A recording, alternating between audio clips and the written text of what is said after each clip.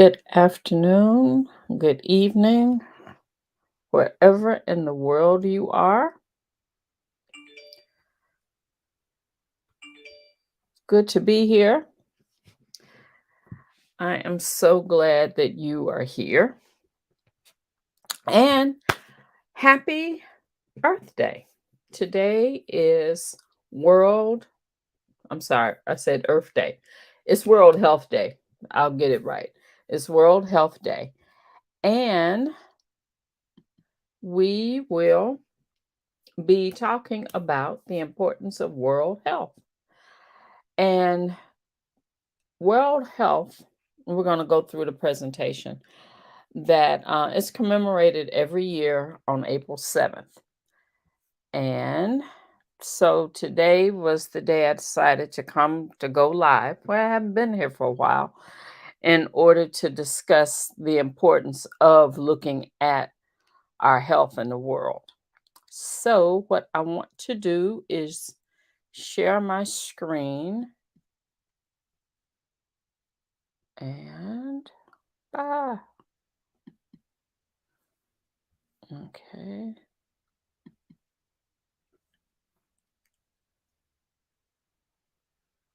Okay. And I have all kinds of buttons popping up here. And I'm going to share a window, maybe. Yeah. Nope. I'm going to share my PowerPoint. All right. So hopefully you can see my screen because unfortunately I cannot see you right now. And we're going to go to slideshow.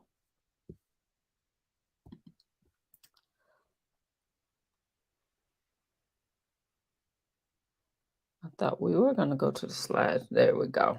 Okay.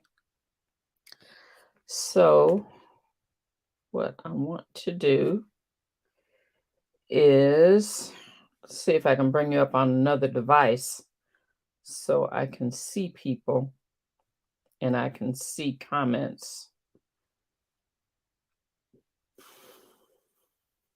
Okay. Where is... Oh, right there. All right. So it is World Health Day, and we are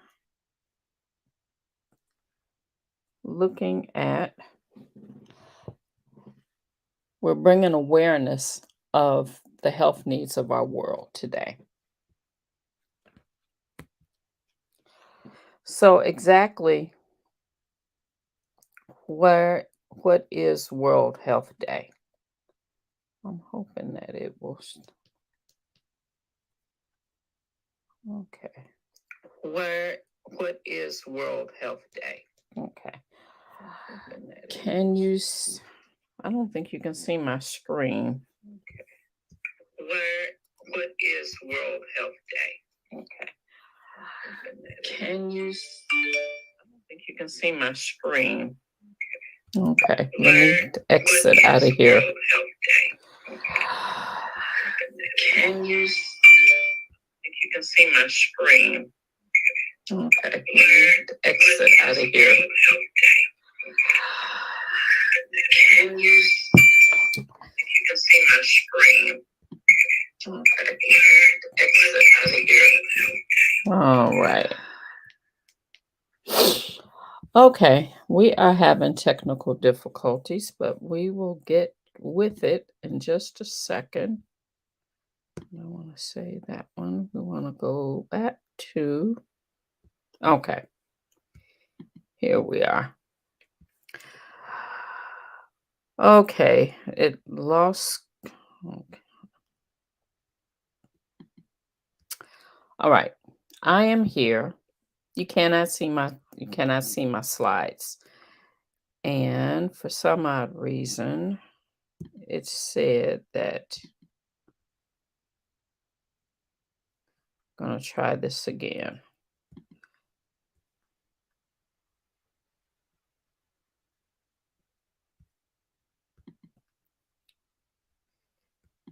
Okay, let's see. Nope, I don't want that.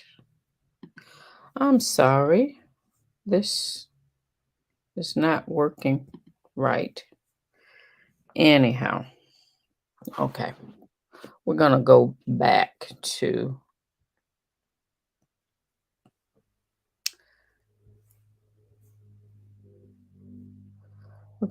back to the presentation, and we're going to go with what we have. All right.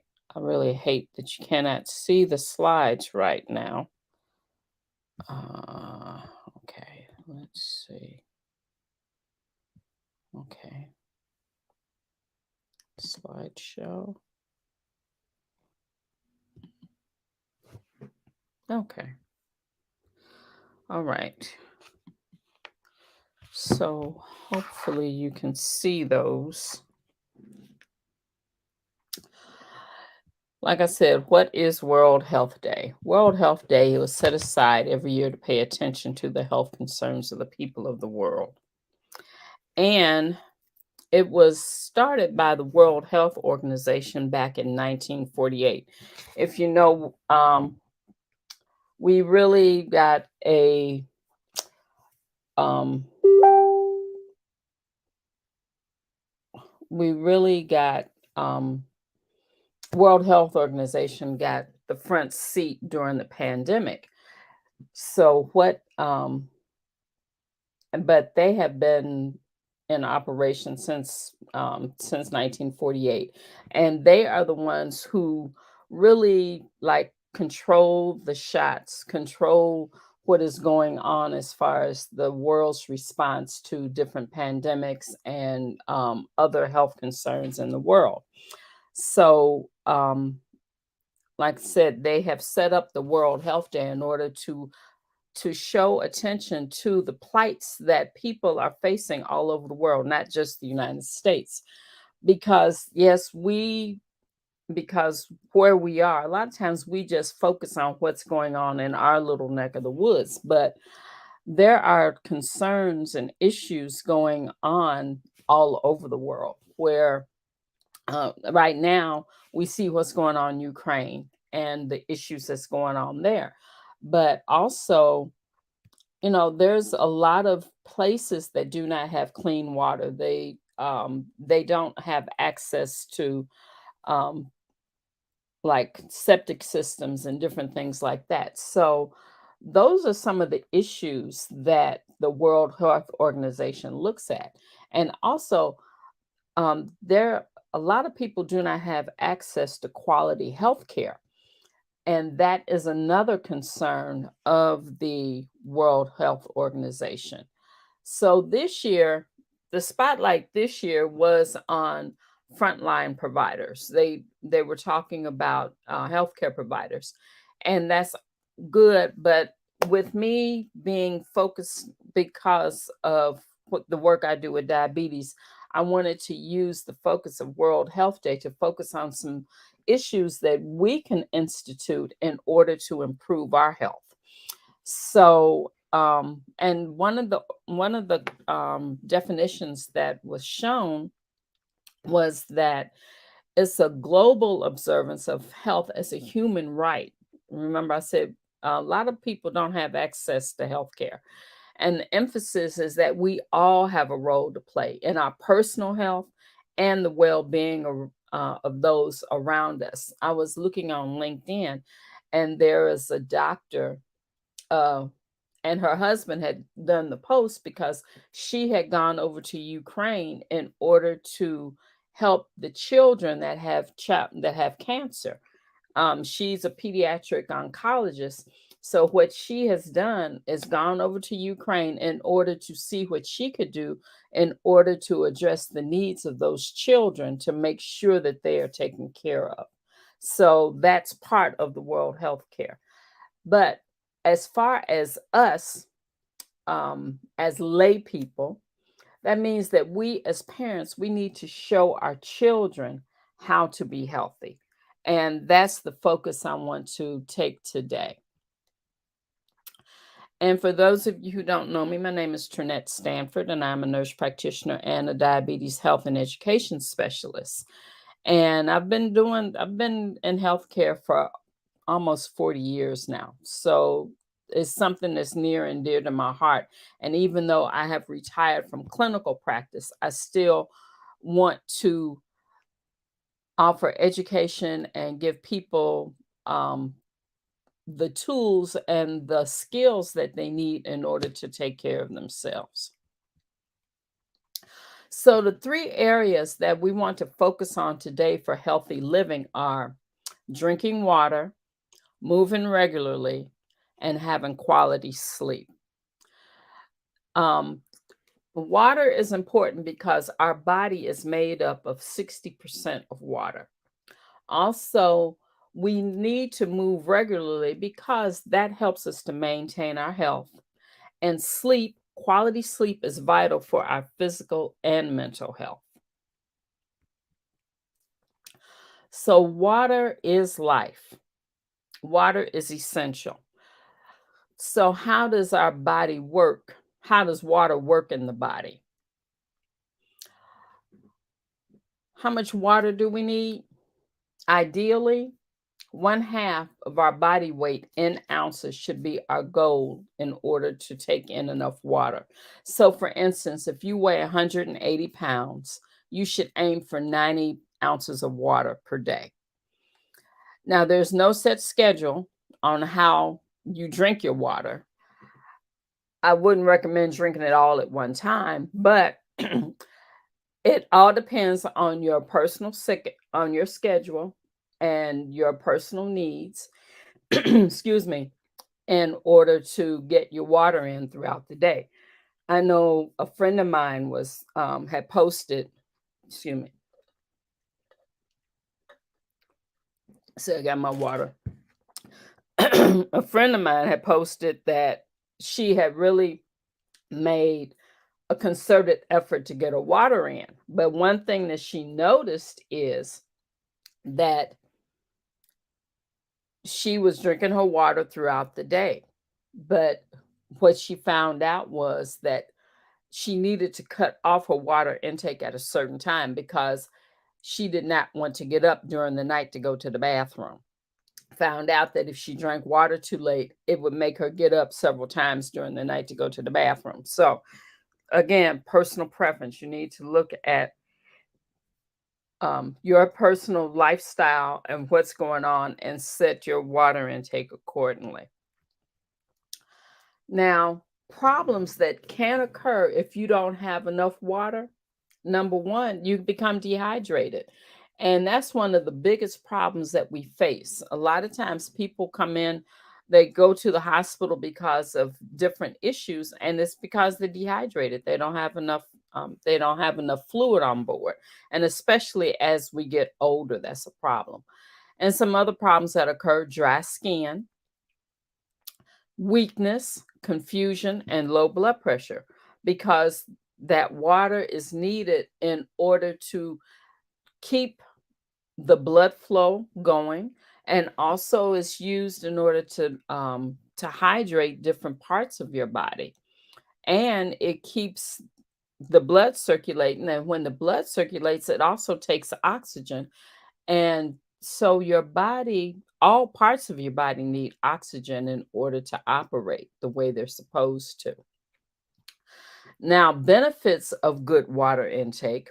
Number one, it helps clean out your body. It helps to remove the toxins and the waste products out of your body, because those things build up, and that's how you can end up with the confusion and the different problems, because those waste products are built up. So you want to drink the water in order to flush everything out.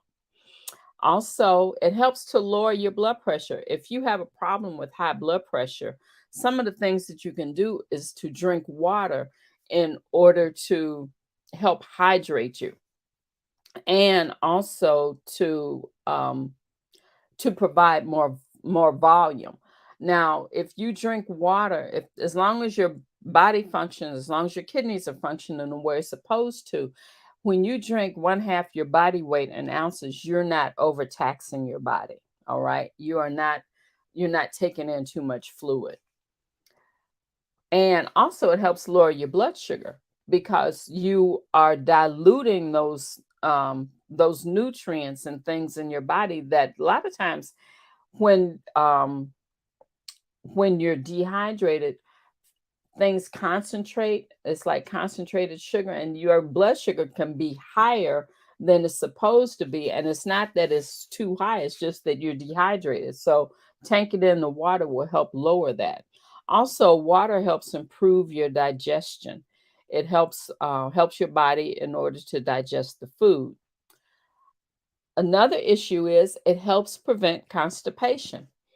I used to tell my patients, they say, "Well, I don't like water," and they complain of constipation. And I said, "Remember back in the days how they used to move logs along the river?" I said, "They moved the logs along in water." Well, that's why we have to drink water in order to help move things through and help to move those logs through our colon in order for our body to get rid of it.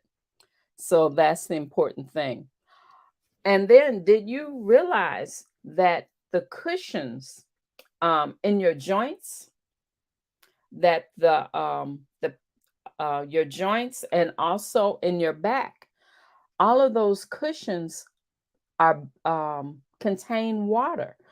And a lot of times we complain about joint pain, we complain about back pain, but sometimes you may be just dehydrated. You need to take in enough water, and for in order for that fluid to go into those those joints, into those pads, to fill them out, and then that will help cushion those joints so you're not bone on bone. So that's one of the things that we can do at home in order to help lessen our pain and improve our movement. And also, another purpose of the water is to improve and to maintain electrolytes. Your body is made up of all kinds of chemicals and electrolytes, but they need to maintain a balance. So that's where water comes in. It helps to keep everything nice and even. So the second part of keeping your body healthy is to move regularly. And my husband has this saying, "A body in motion stays in motion, a body at rest remains at rest." So you want to stay in motion. So we want to talk about functional fitness. In fact, that's one of the areas that we focus on.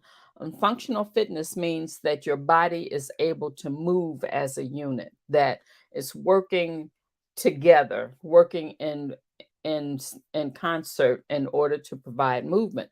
And it's also the ability for your body to perform everyday functions safely. And one thing that I talk about, when if you drop something on the floor, want to be able to bend down and pick it up. Or if there's something on the shelf in the cabinet, you want to be able to reach and get it. Those are functional movements. Being able to go grocery shopping and get put your groceries in the buggy and then take them to the car and put them in the car and then take them out the car and bring them in the house and unpack them. All of those are functional movements. All of that comes from being able to move. So we want to be able to continue to do these activities of daily living because they promote independent living. Also, with movement, regular movement, I was looking at a YouTube, and the lady was talking about different products. She was promoting different products, and this one product, and she was a woman around my age, and she was talking about this particular bra. And the thing about the the benefit of the bra was it hooked in the front. She said, because as I get older, I can't hook it in the back anymore.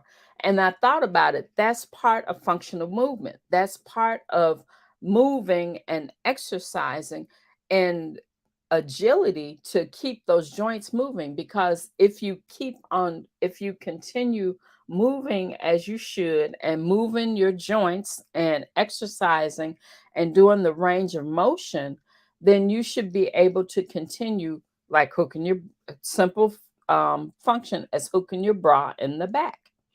Also, think about like when you bathing or showering and you want to reach your back. That is part of functional movement. And that's part, in fact, that's a test that we do for people who are older. It's part of the agility test that we do. And being able to take your arm and reach your back, or even being able to stand up from a chair without holding on.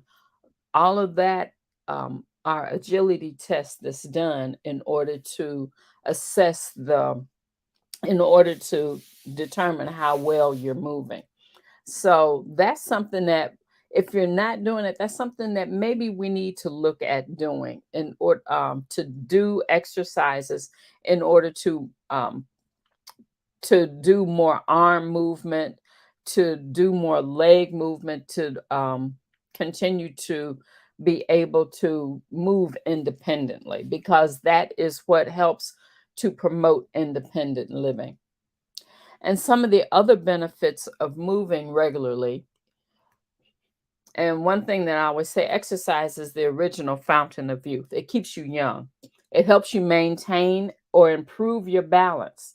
That's another benefit of exercise. And we talked about joint movement. Also, regular exercise helps improve the heart rate. Say, like you walk, say your preferred method of exercise is going for a walk. Well, that walking puts puts your heart puts stress on the heart, and which is a good thing because your heart is a muscle. So as you walk for exercise and as you get accustomed to walking for that exercise and you walk faster, it causes your heart to beat faster, which will improve the functionality of it.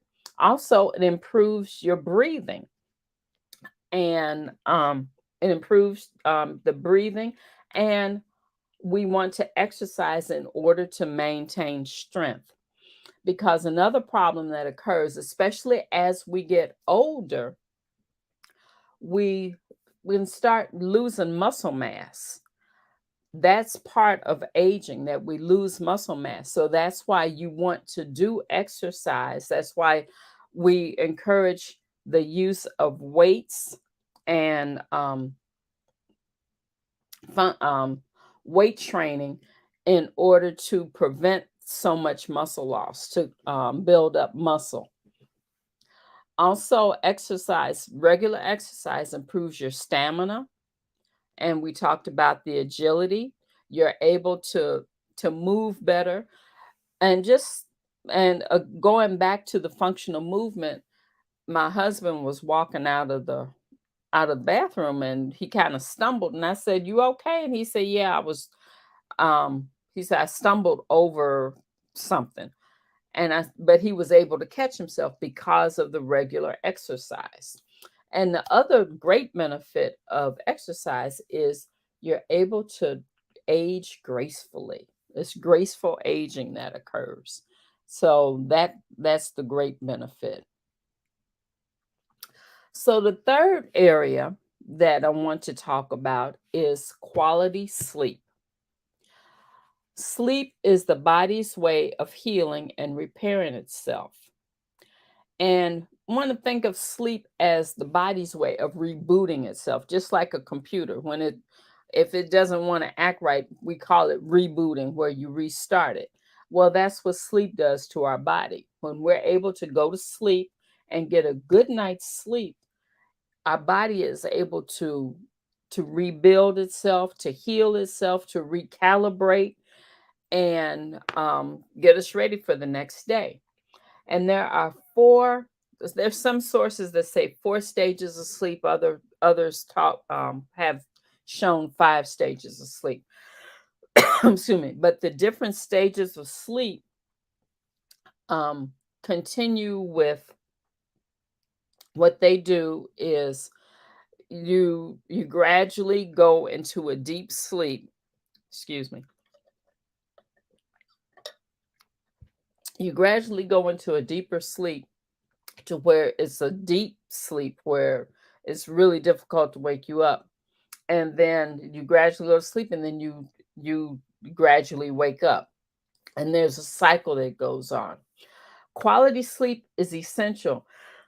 Excuse me. It helps to lower your blood pressure, it helps control the blood sugar, and also it helps promote healing. Also, you need to have you need to get your quality sleep in order to help with hormone production. There are different hormones that are produced by the body that um, that help regulate our appetite, that help regulate the functions of our body. So we need to have quality sleep in order for those hormones to be produced.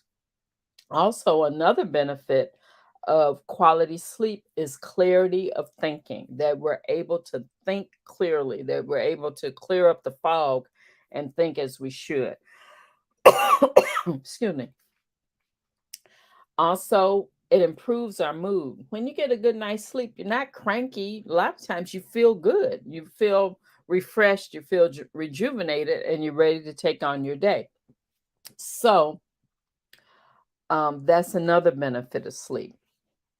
And the last benefit I want to talk about is weight control, because one of the problems with when people don't get enough sleep, a lot of a lot of times it's associated with weight gain.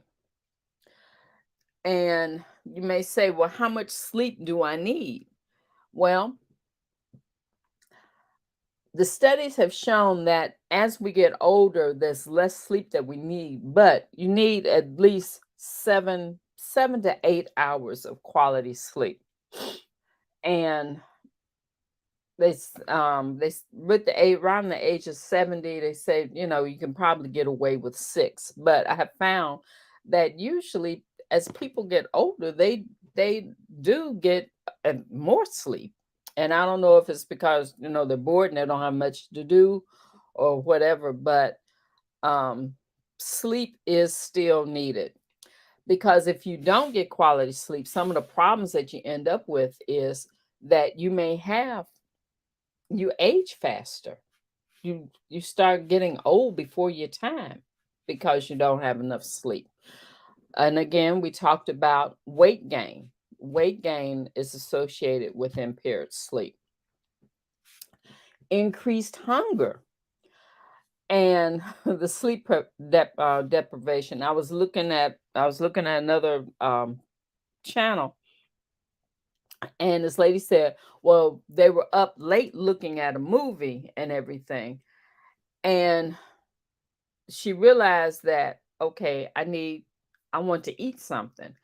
And that's what happens. If you go to bed at a certain time, at a good time, say like about 10, no later than 11, a lot of times you don't do those late night munchies because you're in the bed sleep. But if you stay up too late, you're gonna get hungry, and the first thing you probably do is eat something, and 9 times out of 10, it's gonna be not the healthiest thing. All right. So that's another problem that comes with sleep deprivation. And a real big problem that comes from impaired sleep or problem sleeping is increased risk of heart attack, heart failure, and stroke. So that's why we really want to enforce the need for people to make sure that they do whatever needs to be done to improve their quality of sleep. Now, you may say that you have trouble sleeping, you have trouble falling asleep, and that's not unusual, because um, sleep disorders do occur. And if you're having problems, there's two different times. I know people talk about I'm having problems with sleep. Well, we want to think about, okay, are you having problems falling asleep or are you having problems staying asleep? Those are two different things. Those are two different areas of concern. So if you have problems falling asleep, then you may need to look at your nighttime habits, because one of the things that, um, especially now in this day and age, and especially during the pandemic, we were so involved in electronics and TV and different things like that. And that helps to deprive us of our sleep because we call it the blue light syndrome. What happens, the computer or the television, that constant movement keeps your brain going. And so when it's time to go to bed, your brain is still active. So that's why we really recommend shutting down all electronics, shutting down the TV about an hour before you go to bed in order to allow your body to start down cycling so you can go to sleep. And then the other thing is, don't make sure that you don't eat anything too late or eat anything heavy before going to bed. Because what happens if you eat a full meal and then lay down, you may you may try to go to sleep, but your body is awake because it's digesting that food. So that's another problem that can occur. So you want to eat your last meal 2 to 3 hours before you go to bed. You want it to go through that whole digestive process before going to bed. And then the other thing is, you don't want to be too active before going to bed. You don't want to do a rigorous workout before going to bed, because a lot of times that will impair your sleep. So those are some of the things that we can do. And then stress, that's the other thing. If you are ruminating, or you got something on your mind that is bothering you, that will prevent you from falling asleep. So what you can do is you you can write it down. If it's something that you know you need to do the next day, write it down. So then that way, when you're writing it down, you're letting it go. And then that will help you. Also, journaling, whatever problems you may have, if you just write them down, and that is a physical way of letting go of it so it won't bother you. And then I always recommend you can pray, because when you hand it to God, He will take care of it, and then you can go to sleep. Um, like they said, the scripture says, God neither sleeps nor slumber. So if He's going to stay awake, there's no need in both of us staying awake. So that's my take on that. Now, the other instance about if you're having problems staying asleep, now, what can be going on there if you have what we call some kind of sleeping disorder or sleep dysfunction, where you may have like sleep apnea, you're not able to get into a deep sleep, excuse me, where you're always waking up because you have to breathe. And that's when you need to talk to your provider about, you may need to have a sleep study done. But in the meantime, until that can occur, try those sleep strips. Though they have some things over the counter on the market that you can try to improve your airway, so maybe you can get a better night's sleep. And it's just like a strip that goes across your nose, and what it does is open up your airway. And then some other things that you can do is, I know a lot of times people use melatonin, which is an over the counter medication. It's a supplement. It's not a drug. It's not. It doesn't impair. It doesn't impair you. That's available. And then my personal favorite is magnesium. Magnesium is a vitamin really, that a lot of times we found out that people have low magnesium in their body. So, a magnesium supplement at bedtime will help to relax you and to help promote sleep. And then there's an herb called ashwagandha, which is another one that will help promote sleep. Now, of course, you need to talk to your healthcare provider to make sure that those products will not interfere with any medicines that you're on.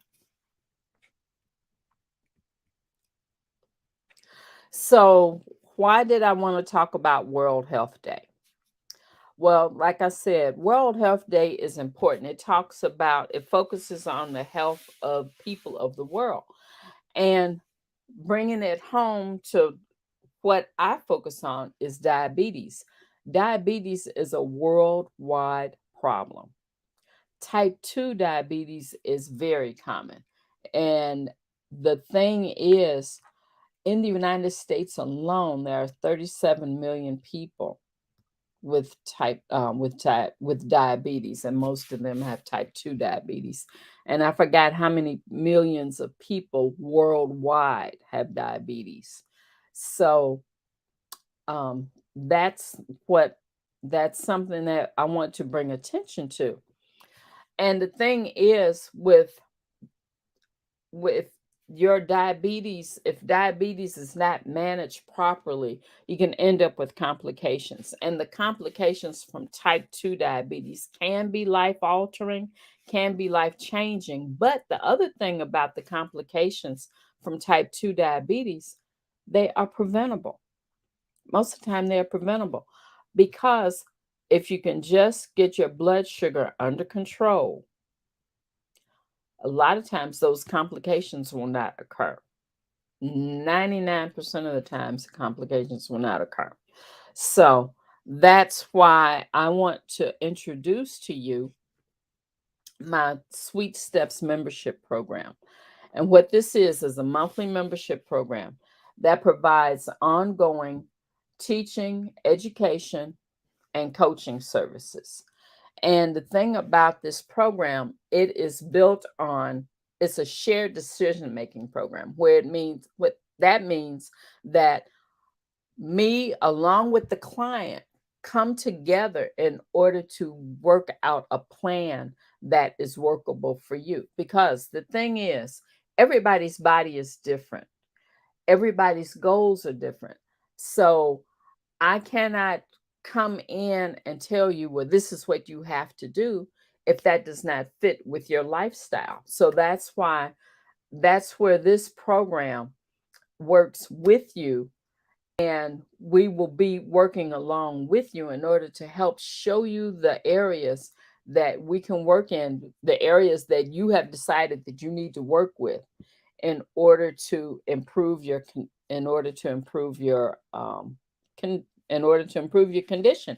And the thing is, a lot of times it can be reversed if we just stay on the course. There is if the underlying conditions are favorable, okay, because there's a lot of causes for development of type of diabetes. A lot of times, there was this foolishness that was on the internet yesterday where this one elected official voted against the um, cap on the cost of insulin because he said, well, people just need to lose weight and then they wouldn't have diabetes. And that was, like I said, that was foolishness because that is not the only reason that people have diabetes. All right. There's a lot of different reasons for diabetes. There's a lot of people who are normal weight that have diabetes. So I thought, the myth, a lot of times, you can look at a person and you think, oh, well, they have diabetes or they have diabetes because of this or because of that. And you cannot tell. That's something that is truly false. So, and I'll get off my soapbox about that. But anyway, The problem a lot of times with people with diabetes that have uncontrolled diabetes, a lot of times they don't have the knowledge or the education to know what are the right things to do. They may have listened to all kinds of different advice. They may have listened to friends and families that have diabetes, but like I said, everybody's body's different. And some people's cause of diabetes is completely different. Somebody may have developed diabetes because of there was a problem with their pancreas, and that's beyond their control. So that's why they have to be on medicine to control their diabetes. Whereas, or people could have been on some kind of medicine treatment, like on chemo or HIV or different things like that. Different medications can cause diabetes too. So it's not one size fits all, and it's not one brush that will color and take care of everything. So that's why this membership is important, because we look at each individual person about what is going on with them, to find out the history, to find out what's happening, to find out what has gone on, and to find out what kind of um, what successes they have had and what failures they have had, in order to work on a plan that is doable for them.